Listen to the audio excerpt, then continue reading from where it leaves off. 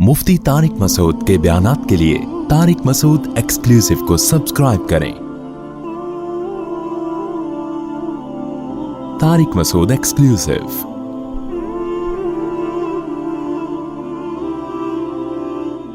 अलम यजिद का यतीमन फ़आवा, यहाँ तक बात पहुँची थी कि अल्लाह ने फरमाया कि ए नबी, क्या हमने आपको यतीम नहीं पाया तो हमने आपको ठिकाना दे दिया। ठिकाने देने का मतलब आपके लिए हमने इंतज़ाम कर दिया। इस पर मैंने पूरी तफसील बयान की थी कि अब्दुल मुत्तलिब के ज़रिए आप सल्लल्लाहु अलैहि वसल्लम की कफ़ालत की गई, हज़रत अब्दुल मुत्तलिब, फिर उसके बाद हज़रत अबू तालिब के ज़रिए आप सल्लल्लाहु अलैहि वसल्लम की कफ़ालत का इंतज़ाम किया गया। तो इसमें अल्लाह ने बताया कि अल्लाह ने आपको छोड़ा नहीं है। अगर छोड़ा होता तो बचपन में अल्लाह आपके लिए ऐसे इंतज़ामात ना करता। अलम यजिद का यतीमन फ़आवा ववजदका ज़ाल्लन फ़हदा, ववजदका, और अल्लाह ने पाया आपको ज़ाल्लन, शरीयत से बेखबर, फ़हदा, सो बाखबर कर दिया। यानी ये भी अल्लाह का एक एहसान है। पहले जो अल्लाह का एहसान था वो जिस्मानी एहसान था, मादी एहसान था कि आपको दुनिया में कफ़ालत की ज़रूरत थी। देखें, इंसान की जो तरबियत होती है ना, दो तरह से होती है। एक उसकी तालीम का बंदोबस्त किया जाए और एक उसकी सेहत का और उसकी जो जिस्म है, बॉडी है, उसकी केयरिंग का इंतज़ाम किया जाए। तो तभी वालिदैन दोनों किस्म की बच्चे की तरबियत करते हैं। एक तो उसकी सेहत का ख्याल करते हैं, उसके लिए कोई उसके किसी की कस्टडी में होना चाहिए बच्चा, जैसे बाप ख्याल करता है, माँ ख्याल करती है। माँ बाप ना हो तो फिर कोई इतना ख्याल नहीं करता, ना खाने का होश, ना पीने का होश, कुछ भी नहीं होता। बच्चे बीमार हो जाते हैं, बहुत कुछ ख़राब हो जाता है उनके साथ।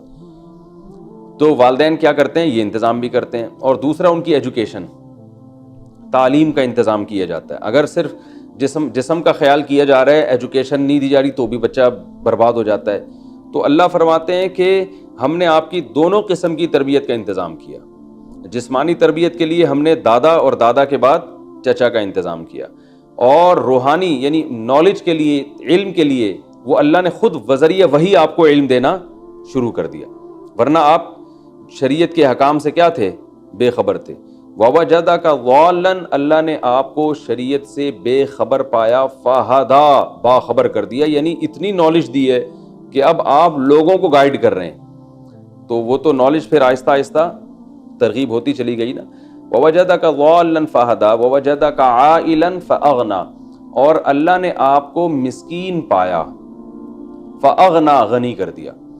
वालिदैन जो तरबियत करते हैं आपकी, वालिदैन आपकी जिस्मानी तरबियत तो करते हैं, बाप ख़ास तौर पर, माँ भी तो, लेकिन दौलत के आने ना आने का वालिदैन से इतना गहरा ताल्लुक़ नहीं होता। बल्कि अक्सर देखा है कि बाप ने बड़ी अच्छी तरबियत की, लेकिन बेटा है ही नहीं बेचारे के पास कुछ, वो गरीब है। तो गुर्बत दूर करना ये वालिदैन के बस में नहीं है। तो अल्लाह ने ये भी फरमाया कि ववजदा का आइलन, अल्लाह ने आपको मिस्कीन पाया। यानी तीन तरह से इंसान परेशान हो सकता है ना। जिस्मानी तरबियत का इंतज़ाम ना हो, एजुकेशन का इंतज़ाम ना हो, और फिर मुआशी लिहाज से कमज़ोर हो जाए। तो ये तीन लिहाज से जो शख्स, जिसकी ये ज़रूरतें पूरी हो जाए ना, तो मुआशरे में एक कामयाब आदमी समझा जाता है वो। भाई आज भी देख लेना, भाई बच्चे का माशाल्लाह ख़ानदान है, उसमें बच्चा पल भी रहा है और पढ़ भी रहा है, और मुआशी लिहाज से यानी तरक्की भी करेगा ये, क्योंकि उसके पास ऐसे इंतज़ाम, जॉब लग गई अच्छी, ठीक है ना। तो अल्लाह ने फरमाया, ए नबी सल्लल्लाहु अलैहि वसल्लम, तीनों लिहाज से हमने आपकी ज़रूरतों को पूरा किया। बचपन में यतीम थे तो कफ़ालत का इंतज़ाम करवा दिया। उसके बाद नॉलेज नहीं थी तो हमने जिब्रील के ज़रिए आपको इल्म देना शुरू कर दिया।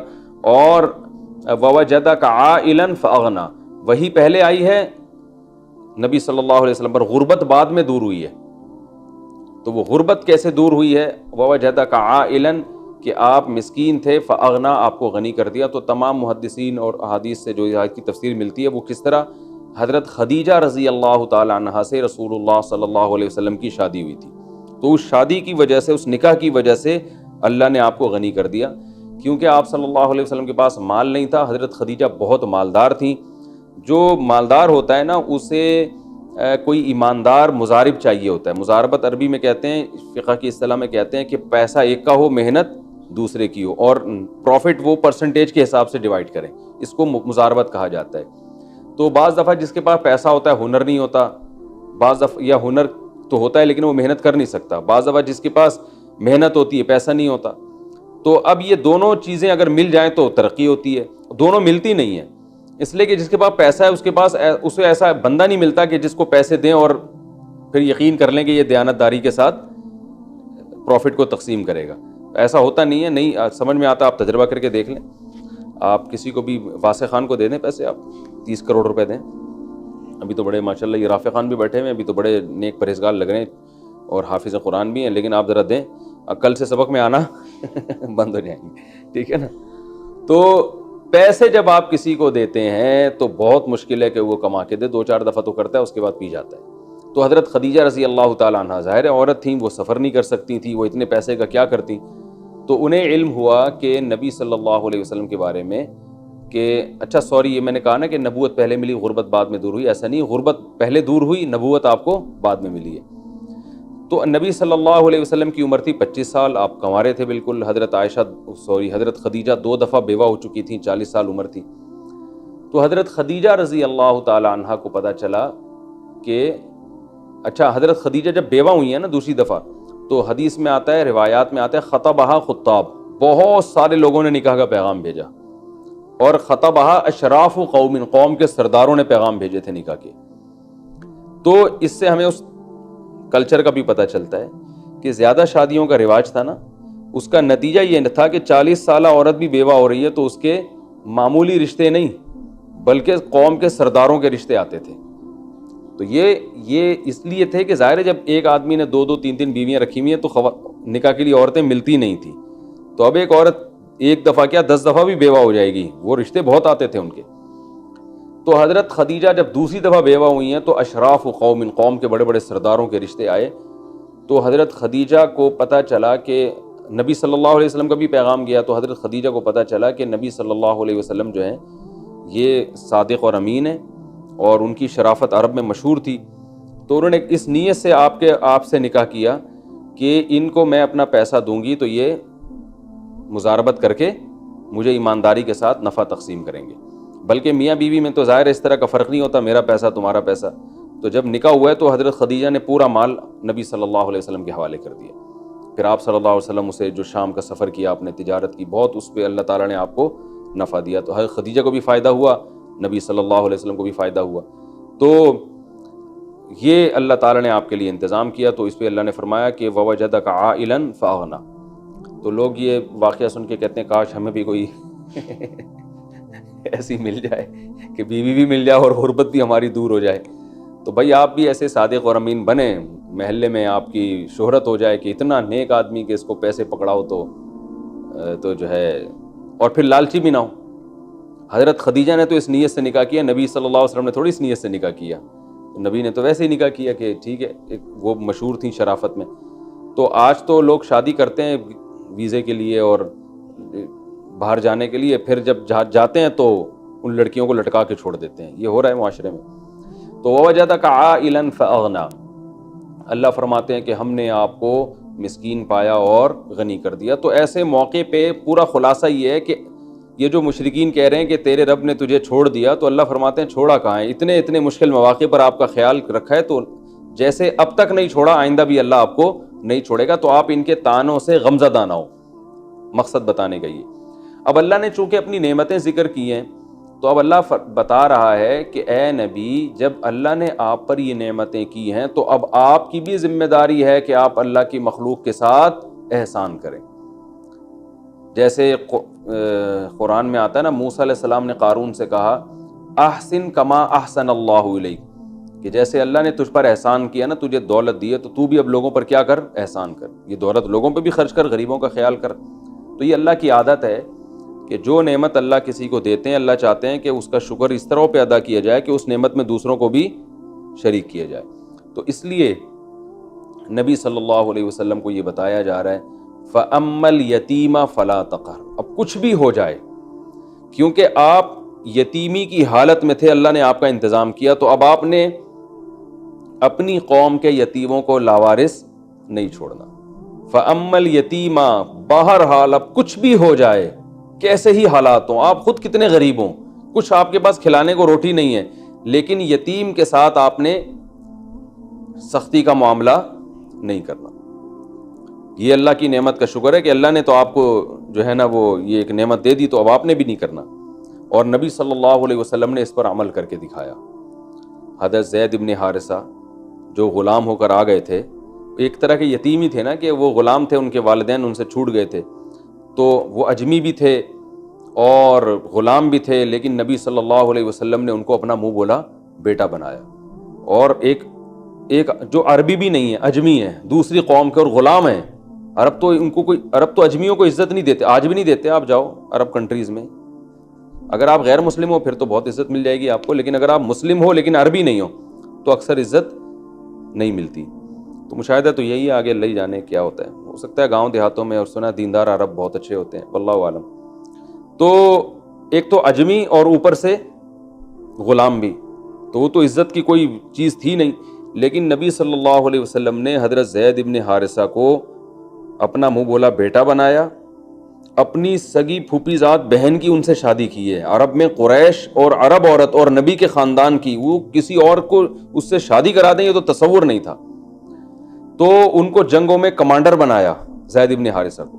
اور زید ابن حارثہ صحیح بخاری مسلم کے مطابق ان کا جو لقب تھا حب رسول اللہ، حب کا معنی ہے انتہائی محبوب، یعنی اتنے محبوب تھے نبی صلی اللہ علیہ وسلم کو کہ بنو خزیمہ کی کسی عورت نے چوری کی نا تو نبی نے حکم دیا اس کا ہاتھ کاٹا جائے۔ تو بعض لوگوں نے کہا سفارش کرو نبی صلی اللہ علیہ وسلم سے، تو لوگوں نے کہا کہ یہ سفارش زید ابن حارثہ ہی کر سکتے ہیں، زید ابن حارثہ سفارش کریں، وہ چونکہ نبی کے بہت ہی چہیتے ہیں، حب کا معنی ہوتا ہے چہیتا، تو شاید نبی صلی اللہ علیہ وسلم مان جائیں، کسی اور کی بات نہیں مانیں گے۔ تو زید ابن حارثہ نے جب سفارش کی ہے تو آپ صلی اللہ علیہ وسلم غضبناک ہو گئے، اور آپ نے فرمایا کہ تم سے پہلی امتوں میں جب کوئی بڑا آدمی چوری کرتا تھا یا جرم کرتا تھا تو اس کو سزا نہیں دیتے تھے، چھوٹے لوگوں کو سزا دیتے تھے، اسی سے اللہ نے ان کو تباہ کیا ہے۔ تو پھر آپ نے فرمایا اگر میری بیٹی فاطمہ بھی چوری کرے گی تو میں اس کا ہاتھ بھی کاٹوں گا۔ تو یعنی یہ بتا دیا کہ میں اس لیے سفارش قبول نہیں کرنا، یہ تو اللہ کی حد ہے نا، اللہ نے چور کا ہاتھ کاٹنے کا حکم دیا، تو یہ کیسے ہو سکتا ہے کہ میں ہاتھ نہ کاٹوں۔ لیکن اس سے اندازہ ہوتا ہے کہ جن کے باپ بھی نہیں، ماں بھی نہیں، بالکل لاوارث، ان کو نبی صلی اللہ علیہ وسلم نے کیسے ٹھکانہ دیا، اپنا منہ بولا بیٹا بنا لیا ان کو۔ اور اسی طرح نبی صلی اللہ علیہ وسلم نے یتیموں کی کفالت کی۔ حضرت ام سلمہ رضی اللہ تعالیٰ عنہ بیوہ تھیں، آپ صلی اللہ علیہ وسلم نے ان کو نکاح کا پیغام بھیجا۔ انہوں نے کہا یا رسول اللہ میری عمر بھی زیادہ ہے اور میرے تو چھوٹے بچے ہیں، تو میں کیسے آپ سے نکاح کر سکتی ہوں، یہ بچوں کا کیا ہوگا؟ تو آپ نے فرمایا کہ تمہاری عمر زیادہ ہے تو انا اسن منک، میری عمر تم سے بھی زیادہ ہے۔ دوسرا یہ بچے جو ہے نا یہ اللہ اس کے رسول کی طرف، یعنی ان کو بھی ساتھ ہی لے آؤ۔ اب خود کی حالت کی ہے کہ 40 دن گھر میں چولہا نہیں جل رہا، حضرت عائشہ فرماتی ہیں کھجور پانی پہ گزارا ہوتا ہے، لیکن ام سلمہ رضی اللہ تعالیٰ عنہ کے بچوں کو بھی آپ صلی اللہ علیہ وسلم نے پالا، پوری زندگی کفالت کی ان کی۔ ایک بیٹے کا نام تھا عبد الرحمن ابن ابی سلمہ، تو وہ حدیث بیان کرتے ہیں صحیح مسلم کی، کنت فی حجر نبی صلی اللہ علیہ وسلم، کہ میں نبی صلی اللہ علیہ وسلم کی گود میں تھا اور آپ صلی اللہ علیہ وسلم مجھے کھانے کے آداب سکھا رہے تھے کہ کل مما یلیک، سامنے سے کھاؤ اور بسم اللہ پڑھ کے کھاؤ۔ تو کھانے کے آداب میں محدثین یہ حدیث بیان کرتے ہیں کہ عبد الرحمن ابن ابی سلمہ رضی اللہ تعالیٰ عنہ وہ یہ حدیث بیان کرتے ہیں کہ میں نبی صلی اللہ علیہ وسلم کی گود میں تھا۔ تو یہ وہی یتیم تھے جن کو نبی صلی اللہ علیہ وسلم نے پالا، تو ان کو آداب بھی سکھائے۔ تو اس سے ہمیں بہت سارے اسباق ملتے ہیں کہ بھئی یتیم کی کفالت بہت بڑے ثواب کی بات ہے۔ تو اور بھی بہت واقعات ہیں حدیث میں آپ صلی اللہ علیہ وسلم نے کیسے یتیموں کا خیال کیا۔ اور آگے اللہ نے فرمایا فَأَمَّا الْيَتِيمَ فَلَا تَقْهَرْ وَأَمَّا السَّائِلَ فَلَا تَنْهَرْ، سائل کو آپ جھڑکیں مت، یعنی اللہ نے آپ کی غربت کو دور کر دیا تجارت کے ذریعے، حضرت خدیجہ سے نکاح کے ذریعے۔ تو اب آپ کی بھی ذمہ داری ہے کہ اب کوئی بیچارہ سائل آتا ہے، مانگنے والا آتا ہے جو غریب ہے، جو مسکین ہے، تو اب یہ نہیں کہ اللہ نے آپ کو غنی کر دیا تو اب آپ اس کو جھڑکنا شروع کر دیں، نہ، اب اس نعمت کے شکر کا تقاضا ہے کہ بھکاریوں کے ساتھ آپ نے اچھا سلوک کرنا ہے۔ تو اس سے یاد رکھیں پیشہ ور پروفیشنل بھکاری مراد نہیں ہے، بلکہ وہ بھکاری جو واقعی مستحق ہو۔ تو اس سائل میں علماء کہتے ہیں دونوں قسم کے سائل داخل ہیں، ایک وہ سائل جو دنیاوی لحاظ سے بیچارہ مجبور و محتاج ہو، اور ایک وہ سائل جو آخرت کا محتاج ہو، یعنی شرعی مسئلہ پوچھنے کے لیے آیا ہو۔ تو اللہ نے آپ کو علم بھی دے دیا، اس میں دونوں نعمتوں کا شکر آ گیا کہ جو اللہ نے آپ کو علم دیا ہے نا، دیکھیں پیچھے اللہ نے 3 نعمتیں بیان کی ہیں، خوب غور سے سمجھیں۔ ایک نعمت اللہ نے یہ بیان کی کہ اللہ نے یتیمی دور کی آپ کی اور دولت دی آپ کو، یعنی غنی کر دیا. یہ دونوں مادی نعمتیں ہیں نا، دنیاوی نعمتیں ہیں. اور ایک نعمت روحانی ہے، وہ کیا ہے؟ اللہ نے آپ کو علم دیا. تو پہلی نعمت کا شکر کیا ہے؟ پہلی نعمت تھی یتیم کے ساتھ ناانصافی مت کریں. یعنی اللہ نے آپ یتیم تھے، آپ کی کفالت کا انتظام کیا، یہ نعمت تھی نا. تو اس کا شکر کیا ہے؟ یتیم کے ساتھ اچھا سلوک کریں. باقی دو نعمتیں اللہ نے آپ کو دی تھی. ایک نعمت یہ دی تھی کہ آپ شریعت سے بے خبر تھے، اللہ نے باخبر کر دیا، یعنی آپ کو دین کا علم دیا اللہ نے. دوسری نعمت یہ تھی کہ آپ مسکین تھے، اللہ نے آپ کو دولت دی. تو ان دونوں نعمتوں کا شکر یہ ہے کہ کوئی دین کا علم کسی کے پاس نہ ہو یا کسی کے پاس دولت نہ ہو، تو اور وہ آپ کے پاس سوال کرنے کے لیے آئے، تو آپ نے اس کو جھڑکنا نہیں ہے. یہ مناسبت سمجھ میں آئی قرآن مجید کی؟ جھڑکنا نہیں ہے. سائل دونوں طرح کے ہوتے ہیں. کوئسچن یعنی سوال پوچھنے والا، تو کوئی سوال پوچھنے کے لیے آیا ہے، حلال ہے، حرام ہے، جائز ہے، ناجائز ہے، طلاق ہو گئی ہے کہ نہیں ہو گئی ہے، تو بتایا جا رہا ہے کہ آپ دنیا کے دین کے علم سے بے خبر تھے، اللہ نے آپ پر احسان کیا کہ باخبر کر دیا. لہذا سائل یعنی وہ شخص جو دین کے علم سے بے خبر ہو اور آپ سے شریعت کے بارے میں کچھ پوچھنے کے لیے آ رہا ہو، سائل یعنی سوال کر رہا ہو، تو آپ نے اس کو جھڑکنا نہیں ہے، کیونکہ اللہ نے آپ کو علم دیا. تو اس نعمت کا تقاضا یہ ہے کہ آپ یہ علم لوگوں میں بانٹیں. اور اسی میں دوسری نعمت کا بھی تذکرہ ہو گیا کہ اللہ نے آپ کو غنی کر دیا، آپ مالدار نہیں تھے. تو اب کوئی فقیر مسکین آتا ہے، بیچارہ بھیکاری آتا ہے، آپ سے کچھ بھیک مانگتا ہے، تو آپ نے اس کو بھی جھڑکنا نہیں ہے، تو اس کے ساتھ بھی اچھا سلوک کرنا ہے، کیونکہ اللہ نے آپ کے ساتھ اچھا سلوک کیا. تو یہ مطلب ہے اس آیت کا. فَأَمَّا الْيَتِيمَ فَلَا تَقْهَرْ وَأَمَّا السَّائِلَ فَلَا تَنْهَرْ وَأَمَّا بِنِعْمَةِ رَبِّكَ فَحَدِّثْ. اب یہ جنرلی ایک بات بیان کی جا رہی ہے کہ جتنے اللہ کے آپ پر انعامات ہوئے نا، جو اللہ نے بیان کیے ہیں یا اس کے علاوہ بھی، تو وہ آپ لوگوں کے سامنے بیان کریں. کیونکہ اللہ کی نعمتوں کے شکر کا ایک طریقہ یہ بھی ہے کہ بھئی یہ سب کچھ نہ بھی کر رہے ہو تو کم از کم اقرار کرے انسان کہ اللہ نے میرے ساتھ یہ احسانات کیے ہیں. یہ اللہ کو پسند ہے. آج بہت سے لوگ آپ نے دیکھا ہوگا، جب بھی بولو بھائی کیسے حالت چلے، بھائی کیا کریں، لاک ڈاؤن میں بیڑا ہی غرق ہو گیا ہے، یہ ہو گیا، وہ ہو گیا، مر رہے ہیں، یہ ہو رہا ہے. کوئی اچھی بات بھی انسان منہ سے نکالے نا، تو اللہ چاہتے ہیں کہ تم جو اللہ نے نعمتیں کی ہیں وہ بھی بیان کرو. بھائی الحمدللہ اللہ کا دیا بہت کچھ ہے، کھانا کھا رہے ہیں، چل رہے ہیں، پھر رہے ہیں، بیٹھے ہوئے ہیں، کام سارے الحمدللہ کسی نہ کسی طریقے سے ہو رہے ہیں. تو پازیٹیو سوچ رکھنی چاہیے، یہ مطلب ہے وَأَمَّا بِنِعْمَةِ رَبِّكَ فَحَدِّثْ. تو اللہ اپنے پیغمبر صلی اللہ علیہ وسلم سے بھی فرما رہے ہیں. اب دیکھیں نبی صلی اللہ علیہ وسلم کو بھی اللہ شکر ادا کرنے کا کہہ رہے ہیں، حالانکہ جن حالات میں یہ صورت نازل ہوئی ہے، کس قدر پریشانی کے حالات چل رہے تھے، پوری قوم نے بائیکاٹ کیا ہوا تھا، جگہ جگہ تانے مل رہے تھے. آپ جب سجدہ کرتے تو وہ جو ہے نا اونٹ کی اوجڑی آپ کی کمر پہ لا کے رکھی جاتی.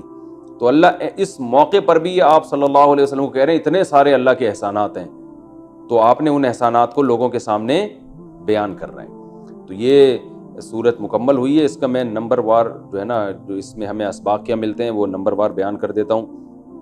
پہلا سبق ہمیں یہ ملتا ہے صورت میں کہ حالات مختلف ہوتے ہیں، اپ اینڈ ڈاؤن ہوتے رہتے ہیں.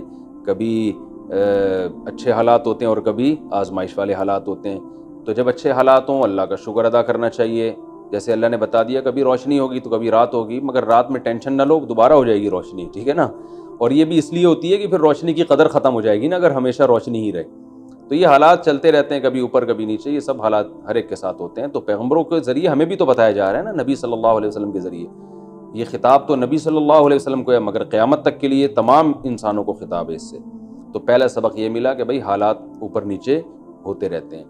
دوسرا سبق ہمیں یہ ملا کہ اگر ہم پر کبھی آزمائشیں آئیں، پریشانیاں آئیں، تو ہم ماضی میں جھانک کے دیکھیں کہ اللہ کے انعامات بھی ہمارے اوپر بہت زیادہ ہیں. اور ان انعامات میں سے بہت بڑا انعام یہ ہے کہ آپ صلی اللہ علیہ وسلم تو یتیم تھے، اللہ نے آپ کی کفالت کا انتظام کیا، اور ہم میں سے تو بہت سوں کو اللہ نے یتیم ہونے سے بچایا. یتیم کہتے ہیں بچپن میں باپ کا سایہ چھن جائے، بڑے ہو کر تو ظاہر ہے وہ تو ابا نے مرنا ہی ہوتا ہے، تو بچپن میں اگر باپ نہ ہو تو یہ بہت بڑی ٹینشن ہے. اور حقیقت ہے کہ کوئی پرسان حال نہیں ہوتا، اس کا کوئی پرسان حال نہیں ہوتا. ہم نے دیکھا ان بچوں کا کوئی خیال نہیں کرتا، نہ ان کی تربیت ہوتی ہے، نہ ان کے مال کی حفاظت ہوتی. ماں کا کام نہیں ہے بچے سنبھالنا، ماں صرف بیچاری کھلانے پلانے، ماں محبت بہت کرتی ہے، مگر جو سایہ باپ کے ذریعے حاصل ہوتا ہے وہ سایہ کسی اور ذریعے سے انسان کو بچوں کو حاصل نہیں ہوتا۔ اور یہ پتہ چلا۔ تیسرا سبق ہمیں باپ کی ویلیو کا بھی پتہ چلتا ہے۔ اسلام میں یتیم کے بڑے فضائل ہیں، اور یتیم کہتے ہیں بچپن میں جس کے ابا کا انتقال ہو جائے۔ تو جس کی اماں کا انتقال ہو جائے اس کے الگ سے فضائل نہیں ہیں، نہ الگ سے کوئی نام ہے اس کے لیے۔ وجہ کیا ہے کہ ماں کا انتقال جب ہو جاتا ہے نا تو اس کی تلافی ہو سکتی ہے۔ وہ الگ بات ہے، ماں جیسا تو ظاہر ہے کوئی آلٹرنیٹ ہو ہی نہیں سکتا، لیکن وہ بچپن میں ماں کی ضرورت ہوتی ہے نا، جب چھوٹی ہوتی، بچہ بہت چھوٹا ہوتا ہے تو اس وقت باپ کسی اور عورت کے ذریعے بھی بچے کی خدمت کروا لیتا ہے۔ نقصان تو ہوتا ہے، ظاہر ہے ماں جیسا تو کوئی نہیں ہوتا، لیکن وہ آہستہ آہستہ اس کی تلافی ہو جاتی ہے۔ لیکن باپ کے نہ ہونے سے جو نقصان ہوتا ہے وہ پھر پوری زندگی تک بھی رہ سکتا ہے، کیونکہ اس کی تربیت ہی نہیں ہوتی، اس کی نگرانی نہیں ہوتی۔ اس کو محلے والے آپ دیکھیں کہ کیا ہوتا ہے، رشتہ دار ہی کھا جاتے ہیں اس کو، رشتہ دار اس کی جائیدادیں پہ قبضہ کر لیتے ہیں، رشتہ دار اس کے ساتھ غلط سلوک شروع کر دیتے ہیں۔ پھر جو ہے نا وہ ماں کو کوئی شیلٹر دینے والا نہیں ہوتا، جس کی وجہ سے ماں کے لیے ان بچوں کو پالنا اچھا خاصا مشکل ہو جاتا ہے، ماں کو جاب کرنی پڑتی ہے بچوں کو چھوڑ کر، اور بہت سارے مسائل ہوتے ہیں۔ تو اس لیے اس صورت میں نا باپ کی ویلیو کا بھی پتہ چلتا ہے ہمیں۔ چوتھی چیز کیا ہے، اس میں ہمیں یہ بھی پتہ چلتا ہے کہ کافر بھی اگر آپ کے رشتہ دار ہوں تو اس سے ہمیں حسن سلوک کا حکم ہے۔ اسلام میں چاہے رشتہ دار مسلم ہو یا غیر مسلم، آپ کو حکم ہے کہ ان کے ساتھ اچھا سلوک کریں۔ نبی صلی اللہ علیہ وسلم کے دادا عبد المطلب بھی غیر مسلم تھے، اور آپ کے چچا ابو طالب بھی غیر مسلم تھے۔ تو اللہ نے آپ پر جو احسانات کیے دادا اور چچا کے ذریعے، ان احسانات کو بھی اللہ نے بیان کیا ہے۔ تو ظاہر ہے دادا اور چچا کا بھی احسان تھا نا، تو اللہ نے اس کو بھی بیان کیا ہے۔ تو اس سے پتہ چلتا ہے بھائی غیر مسلم کا بھی احسان ہو سکتا ہے، اور نبی صلی اللہ علیہ وسلم نے اس کے بدلے میں ان کے ساتھ بھی اچھا سلوک کیا، اپنے دادا کے ساتھ بھی اور اپنے چچا کے ساتھ بھی۔ تو آپ کے غیر مسلم رشتہ داروں میں اگر کوئی آپ کے ساتھ اچھا سلوک کرتا ہے تو شریعت میں آپ پر واجب ہے کہ آپ اس کے ساتھ اچھا سلوک کریں۔ بلکہ رشتہ دار نہ بھی ہو، کوئی بھی غیر مسلم آپ کے ساتھ اچھا سلوک کرتا ہے تو آپ بھی اس کے ساتھ اچھا سلوک کریں، یہ ہمیں یہ بھی پتہ چلتا ہے۔ پانچویں چیز جو ہمیں پتہ چلتی ہے صورت میں، وہ یہ پتہ چلتی ہے کہ جس نوعیت کا اللہ نے آپ پر احسان کیا، آپ پر لازم ہے کہ آپ اسی نوعیت کا احسان مخلوق پر کریں، پھر شکر ادا ہوگا۔ جیسے نبی یتیم تھے، اللہ فرماتے ہم نے آپ کو یتیمی کے شر سے بچایا، تو اب آپ کی ذمہ داری بھی ہے کہ یتیموں کے ساتھ اچھا سلوک کریں۔ تو اگر ہم میں سے کوئی بچپن میں اللہ نہ کرے کوئی جو درس سننے والے لوگوں میں کوئی یتیم ہو گیا اور اللہ نے اس کا انتظام کر دیا، اس کی کفالت کا انتظام ہو گیا، تو اس پر بھی لازم ہے کہ بڑے ہو کر وہ کس کا خیال کرے؟ یتیموں کا خیال کرے۔ تو یہ پانچویں بات پتہ چلتی ہے۔ اللہ نے فرمایا کہ ہم نے آپ کو غنی کر دیا تو آپ بھی غریبوں کا خیال کریں۔ تو جو غریب لوگ ہیں ان کا خیال کرنا ہماری ذمہ ہے۔ ہم سب غنی ہیں الحمدللہ، سب کھا رہے ہیں پی رہے ہیں، غربت تو آج کل بہت ہی کم لوگوں میں ہے، زیادہ تر تو کھا پی رہے ہیں۔ خاص طور پہ جو درس سننے والے لوگ ہیں ان کے پاس انٹرنیٹ ہے، انٹرنیٹ کے پیکج بھی ہے اور بل بھی جمع کرا رہے ہیں، اس کا مطلب انڈے پراٹھے کے پیسے تو ہوں گے ہی نا، اس کے بعد جو اضافی بچ رہے ہوں گے انٹرنیٹ پہ لگا رہے ہوں گے، ایسا تو نہیں پیٹ کاٹ کے وہ نیٹ کا پیکج خریدا ہوا ہے انہوں نے۔ تو اس لیے ان پر بھی لازم ہے، ہم سب پر لازم ہے کہ ہم غریبوں کا خیال کریں، اس لیے کہ اللہ نے ہمارا خیال کیے۔ تو یہ بھی ہمیں اس صورت سے پتہ چلتا ہے۔ اور اما الیتیم فلا تقہر واما السائل فلا تنہر، اسی طرح علماء پر بھی لازم ہے کہ جو لوگ بھی سوال پوچھنے والے ہیں، جو علم حاصل کرنا چاہتے ہیں، ان کے لیے علماء ٹائم نکالیں۔ یہ نہیں کہیں کہ ہمارے پاس بس نالج، اب گھر کے دروازے بند کر دیے، اور تکبر میں ہوتا ہے نا بعض لوگوں کے پاس ٹائم ہی نہیں ہے کسی بھی چیز کا، نہ لوگوں کے ساتھ بیٹھنے کے لیے تیار ہیں، بس منہ ادھر۔ اسی کو سورہ لقمان میں فرمایا وَلَا تُصَعِّرْ خَدَّكَ لِلنَّاسِ۔ حضرت لقمان نے اپنے بیٹے سے کہا جب اللہ تجھے کوئی مرتبہ دے دے تو اپنے رخسار کو لوگوں سے پھیرنا نہیں ہے کہ وہ ٹائم نہیں ہے، بس ہر ایک کو ٹائم نہیں ہے، ٹائم نہیں ہے، ٹائم نہیں ہے، اور ساری دنیا سے منہ موڑ کر اپنی دنیا میں مگن، ایسا نہیں ہے۔ اللہ نے اگر آپ کو علم دیا ہے تو آپ کو لوگوں کے لیے ٹائم نکالنا پڑے گا۔ تو وَأَمَّا السَّائِلَ فَلَا تَنْهَرْ وَأَمَّا بِنِعْمَةِ رَبِّكَ فَحَدِّثْ، اور ایک اصولی جنرلی بات اللہ نے بتا دی کہ نعمتوں کو بیان کرو، شکر ادا کرو۔ تو یہ تو اس صورت کا اصل تفسیر تھی۔ اس میں کچھ غلط فہمیاں ہو سکتی ہیں، وہ میں بتا دوں، پھر یہ صورت انشاءاللہ کمپلیٹ ہو جائے گی۔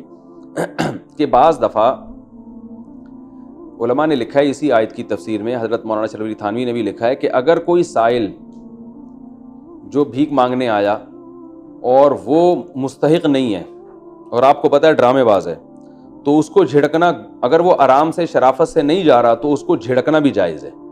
سمجھ رہے ہیں نا، یہ اس میں داخل نہیں ہوگا اس آیت کے تحت۔ دوسرا، اگر کوئی سائل مستحق ہے لیکن آپ کے پاس دینے کے لیے پیسے نہیں ہیں، یا پیسے تو ہیں لیکن آپ کو پتا ہے کہ ایک دوسرا اس سے بھی زیادہ مستحق ہے, یا دوسرا میرا رشتہ دار ہے, میں نے وہاں دینے ہیں, اس کو دوں گا تو وہاں قریبی رشتہ دار کو دینے سے محروم ہو جاؤں گا. اس بیس پہ آپ نے اس کو پہلے آرام سے منع کر دیا, بھائی چلے جاؤ میں نہیں دے سکتا, 2 دفعہ 3 دفعہ, لیکن اس کے بعد بھی وہ چپک رہا ہے تو پھر اس کو بھی جھڑکنا جائز ہے. سمجھ رہے ہیں؟ کیونکہ یہاں جھڑکنا کسی مجبوری سے ہے, اور وہ شرعی مجبوری ہے, جائز مجبوری ہے. یا تو پیسے ہی نہیں آپ کے پاس تو کیسے دیں گے اس کو. یہ میں اس لیے کہہ رہا ہوں کہ ان آیتوں کو سن کے بعض دفعہ لوگ وہمی بھی ہو جاتے ہیں, کیونکہ بعض فقیر ایسے ہوتے ہیں جو ایلفی کی طرح چپک جاتے ہیں, کمبل بن جاتے ہیں. وہ ایک آدمی جو تھا نا دریا میں, اس کو کمبل نظر آیا تو وہ دریا میں چھلانگ لگائی اس نے. لوگوں نے منع کیا, بھائی کمبل ہے تو دریا میں اپنی جان کیوں خطرے میں ڈال کے, چھوڑ لالچ کو, کمبل مارکیٹ سے تجھے ہم خرید کے دے دیں گے. اس نے کہا نہیں بڑا خوبصورت کمبل ہے, میں تو نکالوں گا. تو وہ دریا میں چھلانگ لگایا, اس نے چھلانگ لگائی اور اب جا کے کمبل کو پکڑ لیا. وہ کمبل نہیں تھا, وہ ریچھ تھا, اوپر سے کمبل لگ رہا تھا. اب جب اس نے کمبل کو پکڑا ہے نا تو ریچھ نے بھی اس کو دبوچ لیا. اب ریچھ اس کو گھسیٹ کے آگے لے کے جا رہا ہے. لوگوں کو یہ دور سے کھڑے ہوئے مندر نظر نہیں آ رہا تھا. لوگوں نے کہا پتہ نہیں یہ کمبل کو کیا مسئلہ ہے, کمبل سے کمبل ہی ہو گیا یہ. تو لوگ اسے کہہ رہے ہیں بھائی تیرے سے اگر کمبل نہیں پکڑا جا رہا, نہیں آ رہا تو چھوڑ دے کمبل کو, مر جائے گا. 1 دفعہ کا, 2 دفعہ کا, 3 دفعہ کا, یہ چھوڑ ہی نہیں رہا. تو جب لوگوں نے زیادہ کہا تو کہہ رہے بھائی میں تو کمبل کو چھوڑوں, کمبل مجھے نہیں چھوڑ رہا. مسئلہ یہ ہے کہ میں تو چھوڑ دوں لیکن اب کمبل مجھے نہیں چھوڑ رہا. تو بعض فقیر ایسے ہوتے ہیں جو کمبل کی طرح چپک جاتے ہیں آپ کے ساتھ. تو آپ کے پاس یا تو پیسے نہیں ہوتے, یا آپ کو پتا ہے بھائی میں نے یہ زکوٰۃ ہے یا فطران ہے, میں نے پہلے سے طے کیا ہوا ہوتا ہے کہ میں نے فلاں کو دینی ہے. تو ایسے موقع پہ ایک دم نہ جھڑکیں اس کو, یہ گناہ ہے, ایک دم ہٹو, یہ تکبر ہے. اس کو آرام سے محبت سے کئی دفعہ سمجھا دیا, پھر بھی نہیں ہے تو پھر ڈانٹ بھی سکتے ہیں, یہ مجبوری ہے. تو یہ مجبوری میں ڈانٹنا جائز ہے.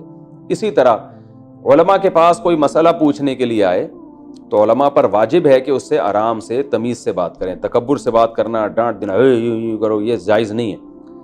لیکن اگر کسی عالم نے کوئی, ظاہر ہے ہر ایک کے مختلف کام ہوتے ہیں نا.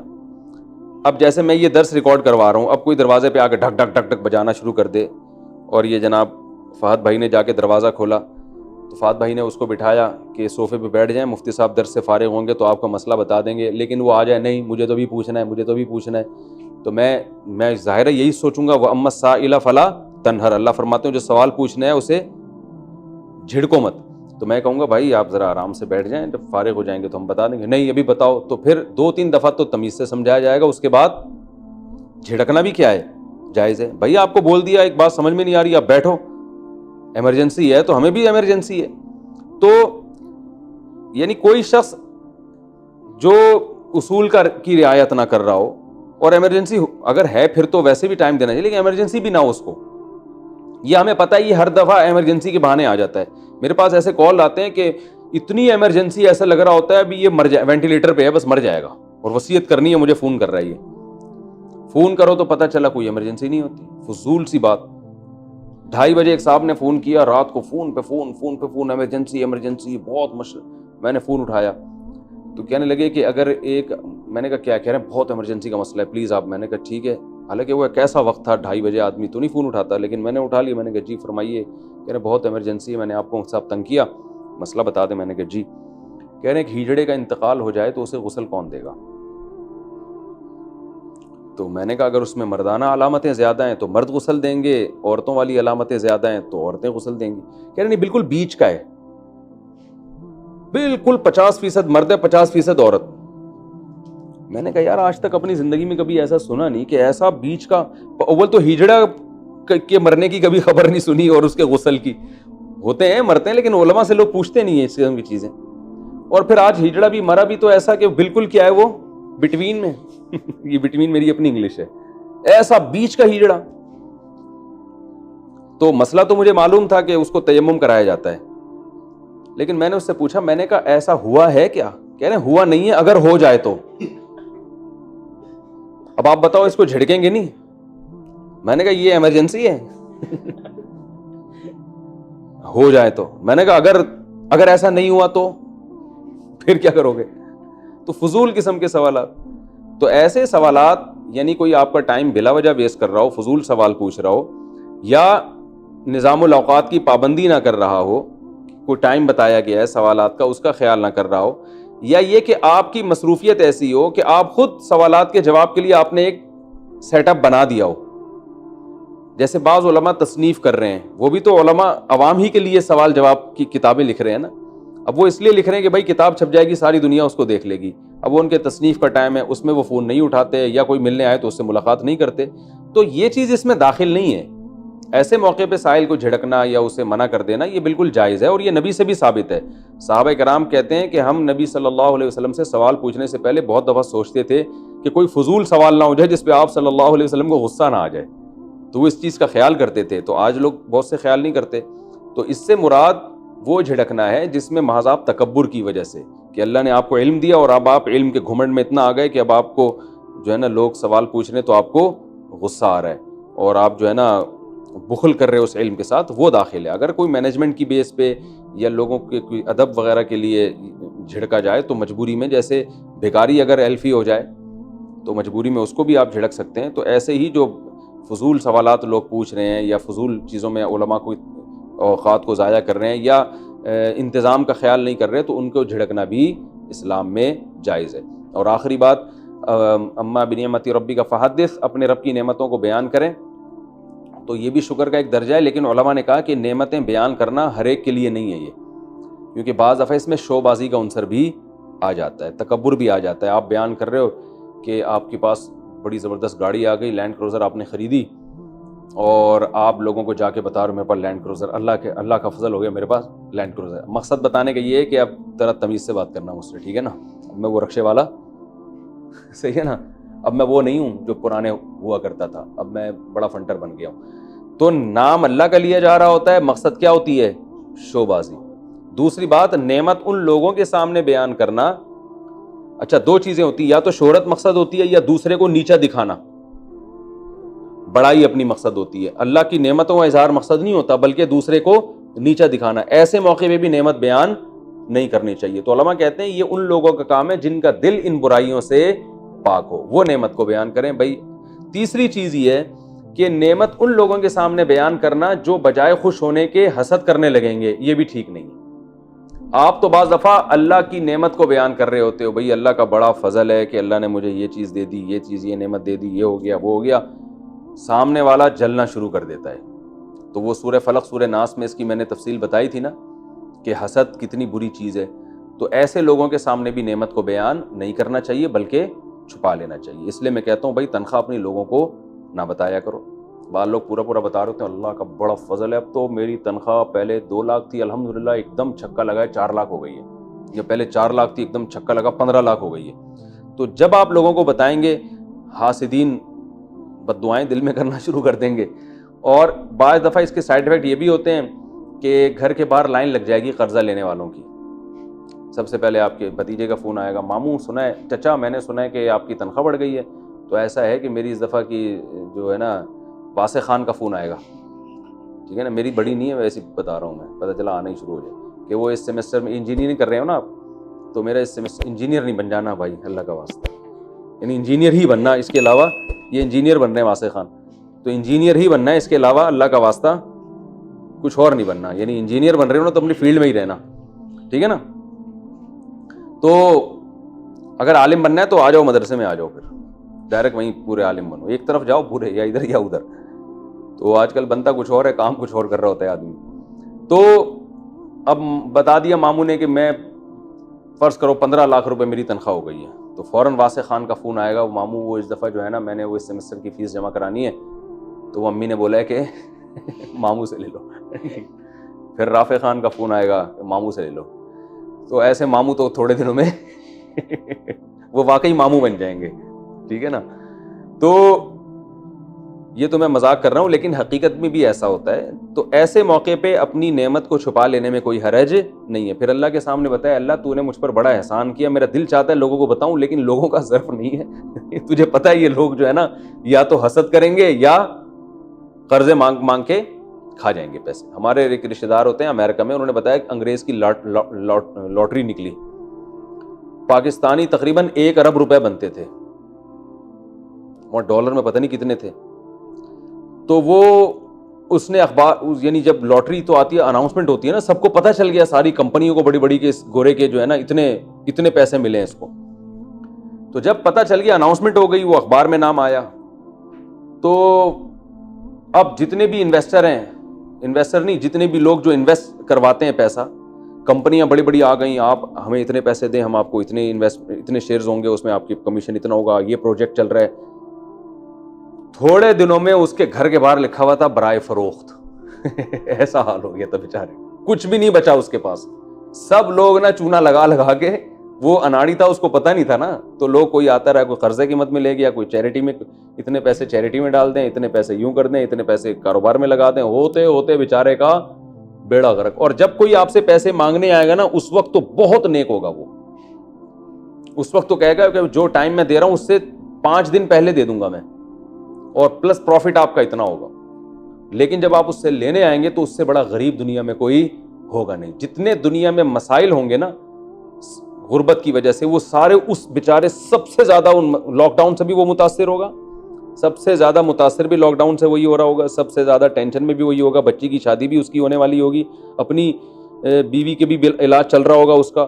تو جب پیسے لینے کے لیے آئے گا, تو میں نے تو تجربہ کیا ہے بھائی, ماشاءاللہ ایسی وہی, بس میں آپ کے پاس آیا ہوں نا, پیسے دینے والے میرے پاس بہت ہیں, آپ کو یہ چانس ختم ہو جائے گا, بتا رہا ہوں آپ کو, یہ چانس آپ کا, آپ بہترین چانس مل رہا ہے آپ کو, میرے کوئی مسئلہ ہی نہیں ہے میرے ساتھ. لیکن جب آپ پیسے لینے کے لیے جائیں گے اس سے کہ یار 2 مہینے ہو گئے, 1 مہینے کا بولا تھا تم نے, تو پھر دیکھو کیسا قومی ترانے سنا ہے. میرے بھی ایک پیسے کسی نے لیے ہوئے, ابھی چھوڑو وہ سمجھ جائے گا, تو وہ پیسے تو وہ کوئی کاروبار کے بھی نہیں تھے, ابھی چھوڑو وہ سمجھ جائے گا, وہ بیان سب لوگ سنتے ہیں نا. تو اب دیکھو قومی ترانے شروع کر دیے اس نے. تو خیر آپ کہیں گے جب آپ کو اتنے تجربے دیے کیوں, مجبوری تھی, کیا مجبوری تھی وہ بتاؤں گا تو پھر وہ سمجھ جائے گا اصل میں. ٹھیک ہے نا. تو لیے ایسے موقع پہ اپنی نعمت کو چھپا لینے میں کوئی حرج نہیں ہے. اللہ تعالیٰ سمجھنے کی, عمل کرنے کی توفیق عطا فرمائے.